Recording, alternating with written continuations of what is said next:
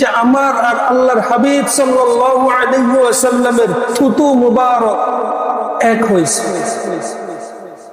সেটা কিভাবে? এমন মর্মান্তিক সময়ে আল্লাহর হাবিব সাল্লাল্লাহু আলাইহি ওয়াসাল্লাম মিসওয়াকের দিকে ইশারা করতেছিলেন। তো আম্মা জান আয়েশা সিদ্দিকা রাদিয়াল্লাহু তাআলা আনহা বললেন, ইয়া রাসূলুল্লাহ, আপনি কি মিসওয়াক করবেন? তখন আল্লাহর হাবিব সাল্লাল্লাহু আলাইহি ওয়াসাল্লাম ইশারা দিলেন যে হ্যাঁ, আমি মিসওয়াক করব। তখন আম্মা জান আয়েশা সিদ্দিকা রাদিয়াল্লাহু তাআলা আনহা আল্লাহর হাবিবকে জিজ্ঞেস করলেন, ইয়া রাসূলুল্লাহ, আমি কি মিসওয়াকটাকে একটু নরম করে দিব? তখন আল্লাহর হাবিব ইশারা দিলেন যে হ্যাঁ, দাও।